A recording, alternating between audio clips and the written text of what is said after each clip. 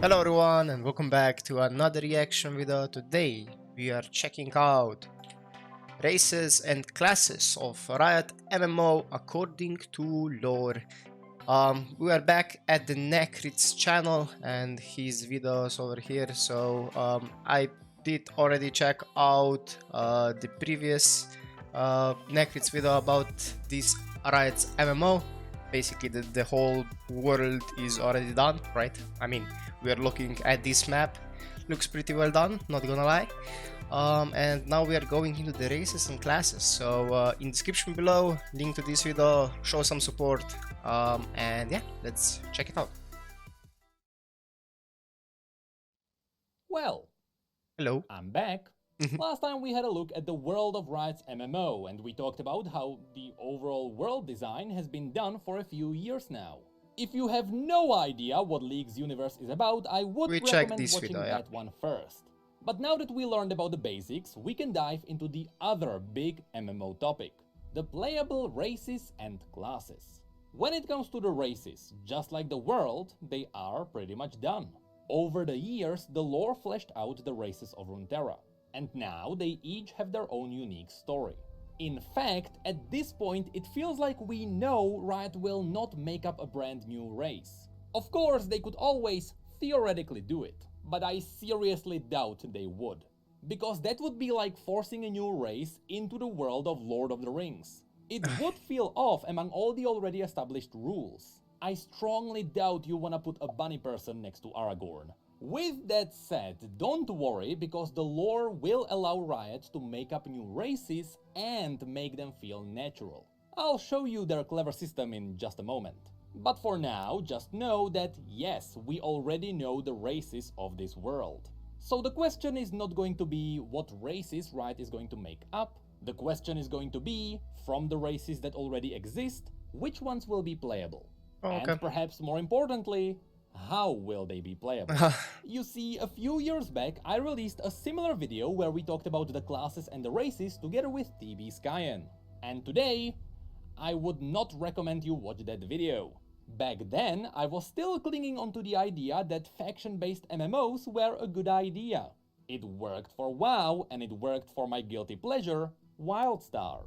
Unfortunately, what I didn't know is that merely a year later, the idea of faction-based MMOs would crumble to dust.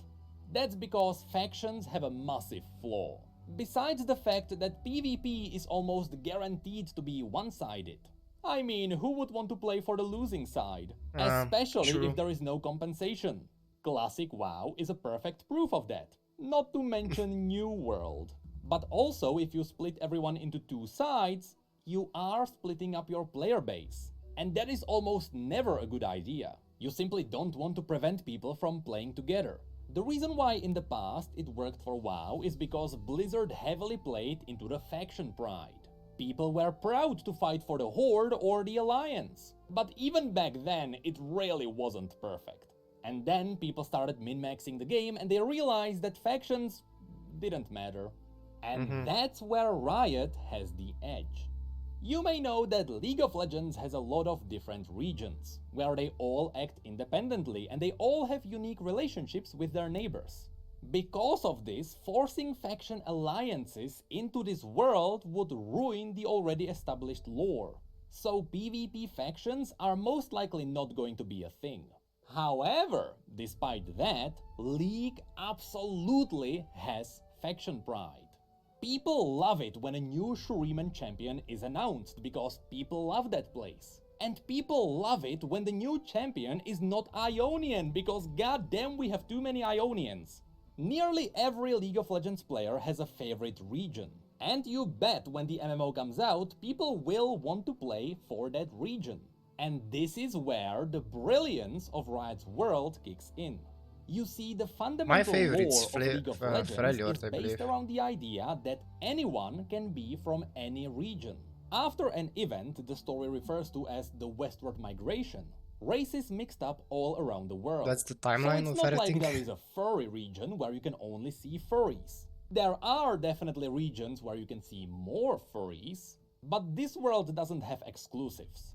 This means that when you're picking up what you want to play, besides just picking a race and a class combination, I strongly suggest Riot also allows people to pick their origin, with the origin being the starting region.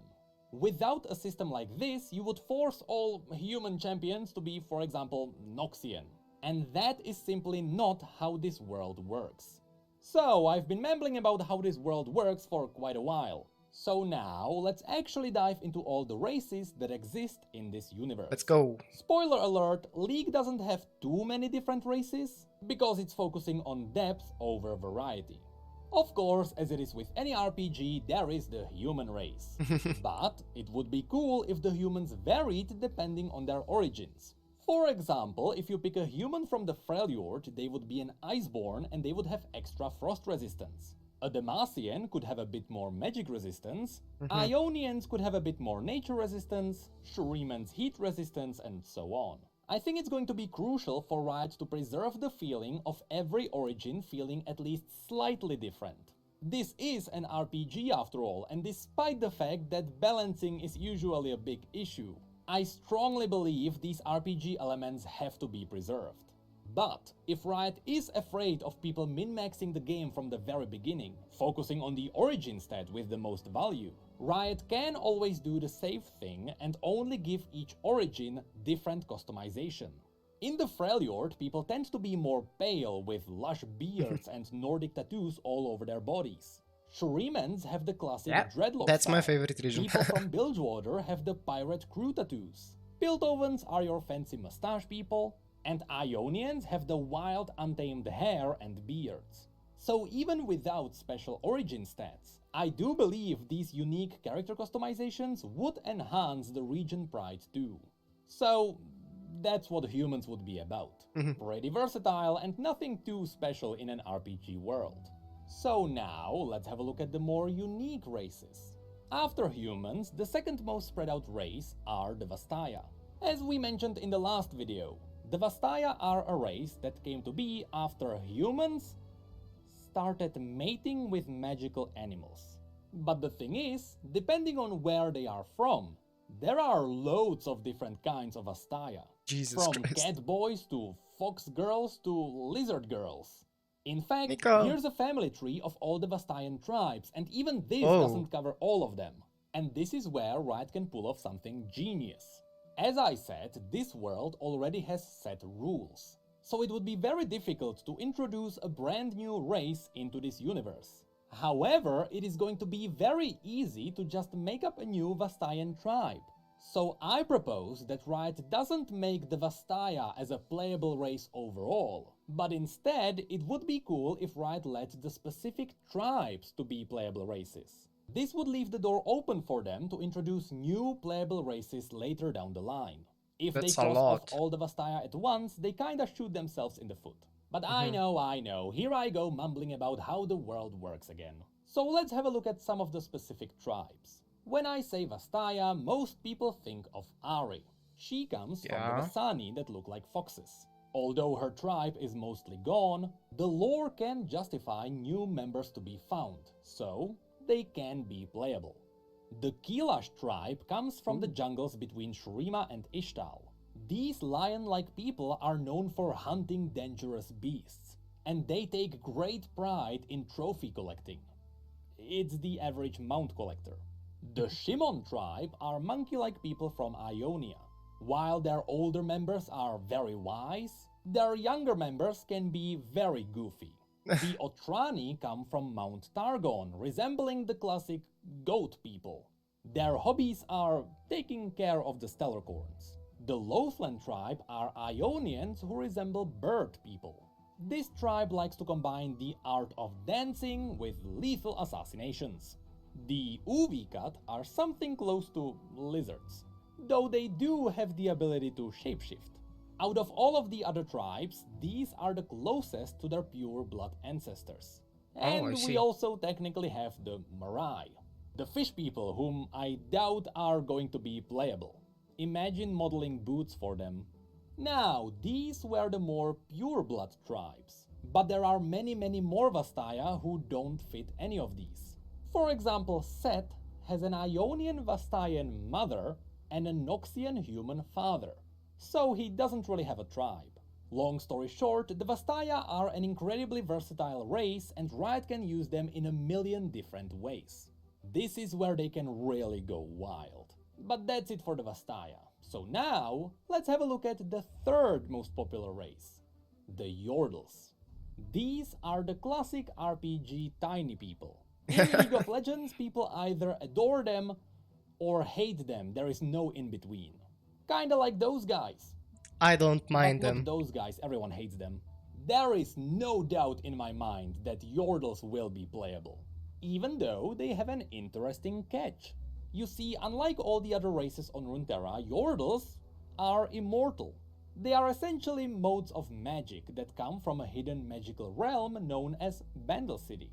And because they are made of magical essence, they're when that they strong. die, we don't really know what happens, but we assume they return to the Bandle City and there they respawn.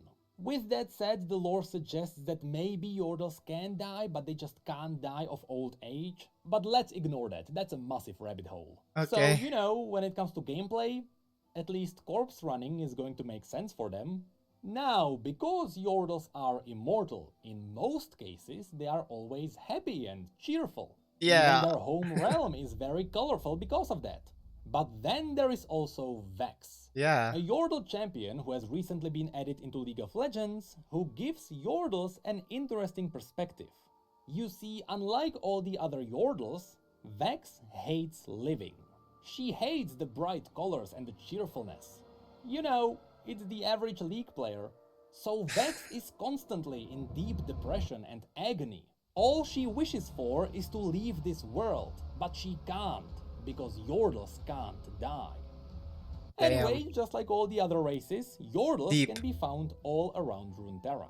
There is Poppy in Demacia, Kled in Noxus, Kennen in Ionia, Rumble in Shurima, and so on. But now, so far we have only covered the races which I'm pretty sure will launch with the MMO. The humans, the Vastaya, and the Yordles are the core of this world. So now we are diving into the races that still exist in this universe. But it's going to be up to Riot if they make them playable. First of all, there are the Minotaurs. The Minotaurs are different from the Vastaya because they don't have magical ancestors. They are just a standalone race. Originally, the Minotaurs controlled the mountains south of Noxus, but because Noxus is Noxus, soon they absorbed the Minotaurs into their empire. With that said, some Minotaurs fled the tyranny of Noxus and they joined the other regions. A great example is Kryl, the Minotaur fighting in the elite armies of Demacia. And yes, the Minotaurs also have the stereotypical sexy female version in this universe, so they can easily be turned into a playable race. Next, in Bilgewater, there is an incredible amount of weird fishy people. A lot of these could be really cool playable races when Bilgewater gets its expansion. Although modeling helmets for a hammerhead shark is going to be interesting. We also can't forget about the trolls. Yeah. Previously I showed you the ice trolls, but there are also the sand trolls. What? And here's an interesting fact for League veterans. We have never seen a sand troll, but because of Ezreal's adventures, we know they exist. They should be around Icathia, which is where Jax is from, who also has 3 fingers, by the way.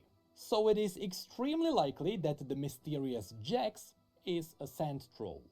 Regardless, the majority of trolls are united under Trundle, the self-proclaimed Troll King, who is fighting in the service of Lysandra, who is a baddie even though she is morally right. So since the majority of the trolls are our enemies, I doubt they will be a playable race. Lastly, let's not forget that this universe also has Yetis. Fun fact, before everything got frozen, the Yeti civilization was very advanced. They even had their own technology based around magic. In fact, Willump, the Yeti Nunu is riding on, is a hologram from the Yeti technology. But then, as the civilization disappeared, the Yetis went a bit more ferocious. So no, they won't be playable either. But that's pretty much it for the races.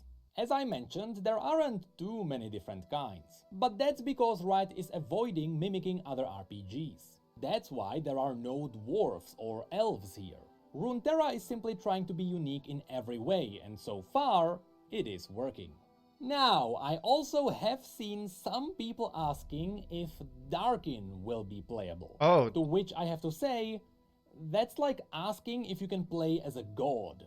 The Darkin are a corrupted version of the Ascended God Warriors. A single Darkin can annihilate an army of 1,000. In fact, the Darkin known as Aatrox is the only being in existence that managed to kill a celestial god. He stabbed someone wielding the power of the aspect of war so hard, the aspect of war died. So no, I don't think Darkin will be playable. Anyway, with all the races covered, More like the enemy. Riot is going to use the origin system, this is what the playable races could look like. Oh. Humans are versatile, they are everywhere, there is not much to mention there. Nice. When it comes to the Vastaya, the common tribes can easily appear in Noxus, Piltover and Bilgewater. These are the regions open to everyone. On the other side, the Vastaya are closely linked to spiritual magic, so you will hardly find one in Demacia, since it is a firmly anti-magic region. And somehow, not many Vastaya were ever mentioned in the Freljord, so Riot doesn't have to force them there. But then we have Shurima, Ionia and Targon. Assuming these would be saved for expansions, they could be used to introduce new playable races. Since I doubt all the newcomers remember the names, Gilash, Lothlan and Otrani are the lion people, bird people and goat people. When it comes to the Yordles, as I mentioned, they can originate from anywhere, but they do avoid the Freljord and Targon because of the harsh climates. And yes, I know there were some prehistoric Yordles in the Freljord, but after it got covered in ice, they disappeared. And lastly, the Minotaurs can be found in Demacia and Noxus. But it does make sense for some of them to flee to the Freljord, and others to travel to Ionia during the invasion. With all of this said, remember, this is just my decently educated opinion. Since the races are pretty much mixed up all over Runeterra, Riot could also lift the limitations and let every race start in every region, and I would be fine with that. Some story would be wonky, but it wouldn't be anything horrible. Although I still believe some racial exclusivity helps the feeling of RPGs. So, all of this is still only the first half of the video. If you wanna take a break and do your business without washing your hands, now's your chance. Okay. This program will continue in 5 seconds. Okay. Did you wash your hands? Okay, so far we only covered the races, which was definitely still the easy part. The much more difficult part are going to be the classes. Okay. This is where Riot is facing a great challenge. Partially, it's because there are inherently no wrong answers when it comes to designing a class system. Basically you can really everything. make anything work if you put some thought into it. But more than that, Riot is challenged by the setting itself. League of Legends currently has over 160 different champions. They each have unique abilities, and together they can define about 40 different classes. I counted them myself. From these, Riot has to pick only a handful to be playable, which means the majority of the classes won't make it in, and people who love those classes will be disappointed. Thankfully, I'm not a designer, so instead of trying to figure out how to make this work, I'm going to show you all the cool, unique classes this universe has. Okay. And again, because region pride is a big part of this universe, you'll see that some of these are tied to specific regions. But not the warrior. That one is different in every single region. So let's start with that. The warriors in this universe provide a unique challenge on top of the already difficult decisions. It's because in every region, the fantasy of a warrior is represented by something else. In Demacia, it is the Dauntless Vanguard. These are the classic knights in shiny armor pursuing justice. In Noxus, the traditional warrior would be part of the Trifarian Legion, which is a rank you can achieve after killing your best sparring friend in combat. These guys rarely use shields. In Shurima, the classic warrior is the warrior of the Golden Army. These are fighting for the glory of the Shuriman Emperor. In Piltover, you would have the Enforcers. Simply said, it's the cops. People will know these from Arcane. But in a way, the Wardens are the melee warriors of Piltover. But then, in the Freljord, warriors are represented by the Berserks, either wielding axes or giant blades as they worship the primal god known as the Iron Boar. On Targon, we have the Warriors of Rakor, which are somewhat themed after the classic Spartan armies. Then, in Ionia, the classic warrior is known as a Blade Master, with samurai-styled swords that have a rich history in this region. Also, there are the Vuju Blade Masters, which are on a totally different level. The Vuju technique is so powerful it was forbidden from using it in combat. The TLDR version of the story is that when Noxus invaded Ionia, Master Yi obliterated entire Noxian legions on his own. Oh my Before god. Noxians realized how overpowered he was, and they nuked the town where the Vuju Blade Masters were trained. So now there is no more Vuju Blade Masters, just normal Blade Masters. And lastly, the common warrior in Bilgewater would be a brawler. You see, I just named 8 different kinds of warriors. How is Riot going to handle this? I don't know. They could just make one warrior class and then just have the players play out the fantasy while wearing cool armor sets. Or they could make it so that every origin has a different skin of the class. You know, all the abilities would be the same, they would be doing the same numbers, but when a Noxian swings a weapon, there is a bloody trail, and when an Iceborne Berserk swings a weapon, there is a frosty effect. But again, this is for Riot to figure out. Now I'm just going to show you all the unique and interesting classes from this universe.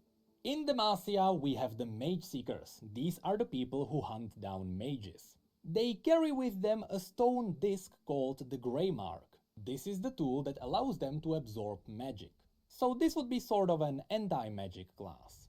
There are also a lot of iconic Demacian scouts. Also, Demacia has a lot of stories about theaters and bards. But Demacia also brought spotlight onto the Sentinels.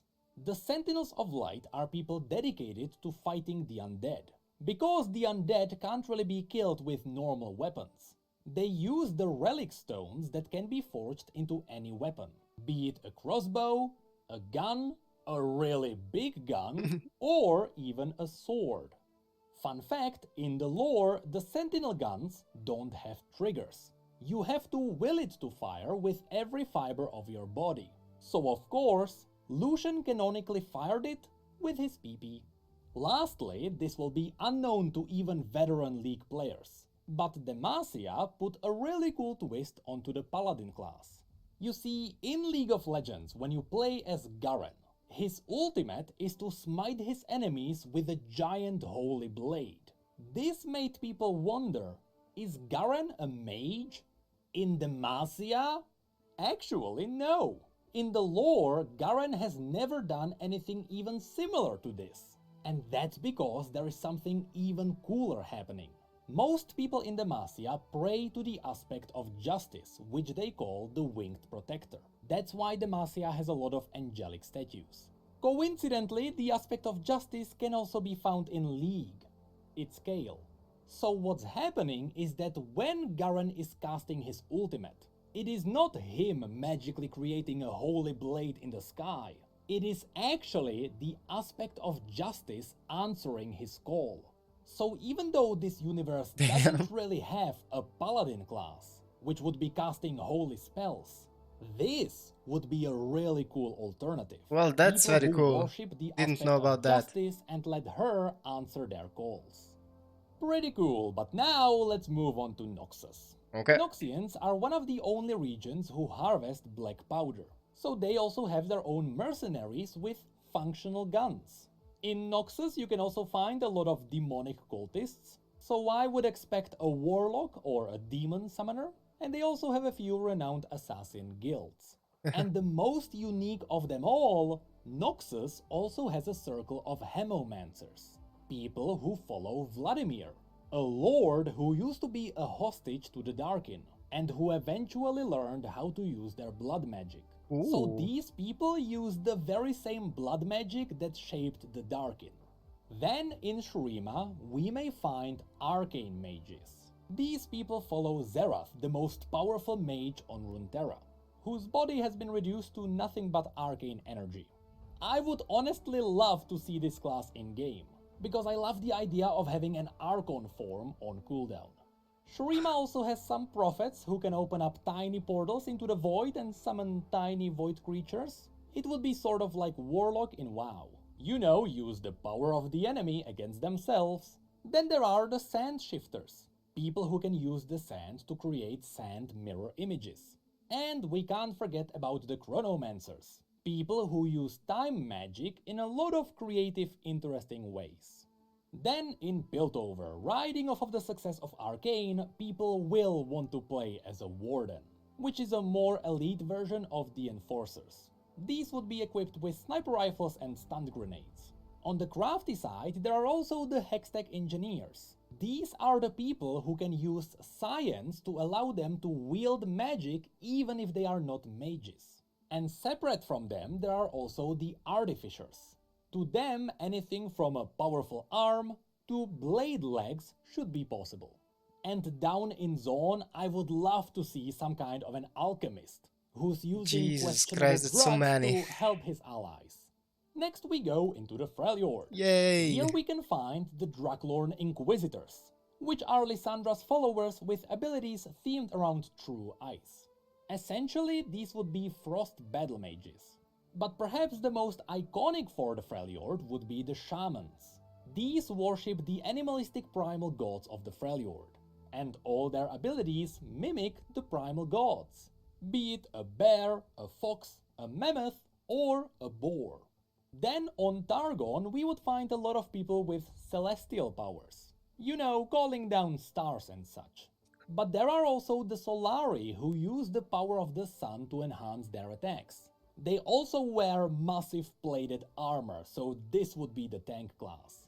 Or the Lunari, who use the power of the moon to stay in the shadows. This would be more of an assassin class. Besides these, there are also a lot of Starcallers around, and even Draconic worshippers. Then in Ionia, besides the Vuju Blade Masters, which would be far too overpowered, some people choose to fight without a blade. These would be the monks of Hirana. They channel the power of Ionian dragons to empower their limbs. And don't worry, they are a bit different from the traditional monks. They are far more badass. Think less Bruce Lee and more Dragon Ball. But of course, Ionia is also home to the Kinku ninjas. Their goal is to maintain balance in Ionia. This means that when a spirit starts killing people, the ninjas go out and deal with the spirit. And when people start terrorizing the spirits, the ninjas go out and deal with the people. Most of these are your classic ninjas empowered with spiritual magic. The balance but must some be are maintained. using the forbidden shadow technique. And while they surely look evil, just like anything in League of Legends, it's not really one-sided. These ninjas are simply using questionable techniques to protect their homeland. And honestly, the Shadow Ninjas are so iconic for Ionia, I really do believe they will be playable. Then we get to Bilgewater. Besides Pirates? all the things that you could do with pirates and monster hunters, the most iconic class of this place are the Priests of Buru. The Buru worship the god of motion called Nagake Boros. While they are priests, they fight with full physical strength, while borrowing power from the god to empower themselves. Usually this means the god spawns tentacles to smack the enemies around. But they also have healing powers, so that would be a really cool support class. In Riot's RPG called Ruined King, you can play as Illaoi, the High Priestess of Nagake Boros. And there you can see all the attacks she can pull off. And this takes us to the last place, Ixtal, which will most likely be saved for an expansion. As I mentioned in the last video, Ixtal specializes in only one thing: elemental magic. So if elemental mages become a class, and they should, even in League elemental dragons are a core mechanic, they would come from Ixtal.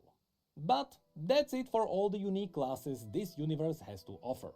Funnily enough, when I was drafting all these classes, I realized a lot of them fall under specific categories. So going with the skin idea for all the classes wouldn't be too unreasonable. but developing so many artistic variations of the classes would be taxing. So overall, I believe Riot should not care about disappointing some players for not including their favorite class. With so many options, it's going to happen anyway. Instead, pick a couple of classes that simply make sense for you. You know, a Blade Master here, an Arcane Mage there, and just have fun. Having fun during development usually translates into great experiences. And I hope I'm not pressuring anyone by stirring up hype. If anything, I'm just happy that people find these videos interesting. And all I'm doing is presenting information that Riot released over the past 10 years.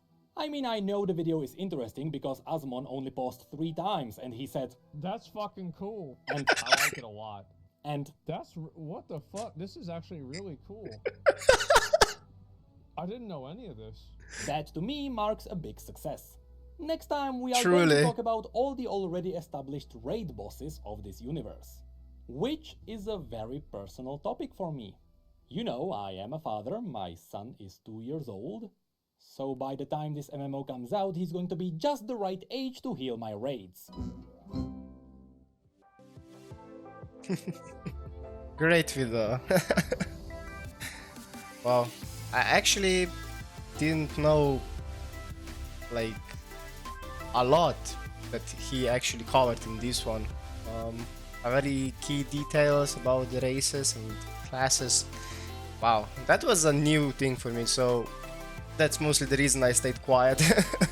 But yeah, now that going back on it, I really like, I mean, the most cool ones to me are, I guess, the warriors in Targon, so Pantheon essentially, or I guess some kind of Blade Master in Ionia. Looking at, I mean, as a classes, I would take those, but as a region, I really like Freljord. I don't know, they are cool looking, like, I don't know, even though I don't like cold, the aesthetic that Freljord has is appealing to me. So, I don't know, that's basically it for this one. I don't know what else to say. I believe we have one more video, or yeah, I'm a little behind on his, I guess, Riot's MMO videos topics, so I'll be checking it out later. And yeah, if you like my reaction, give it a thumbs up. Leave a comment below with your thoughts on it. What would you play in Riot's MMO? I mean, bunch of people would try to go for the, I guess, races or the classes that were in Arcane, because Arcane was a huge success, so I believe that most of people would go the way that they were presented, the League universe. So yeah, but I mean, as he said, there is a bunch of cool people around the place, so it's a question which they will choose to enter into the game, and the others that will be left in the vault. So yeah, if you're new to the channel, subscribe, click that bell for notifications to be informed of my next reactions, gameplays, reviews, and other things that you put the comments below for me to check out. Thanks again, and I will see you in the next one. Bye! And now a special thank you to Fear Machine for additional support on my Patreon.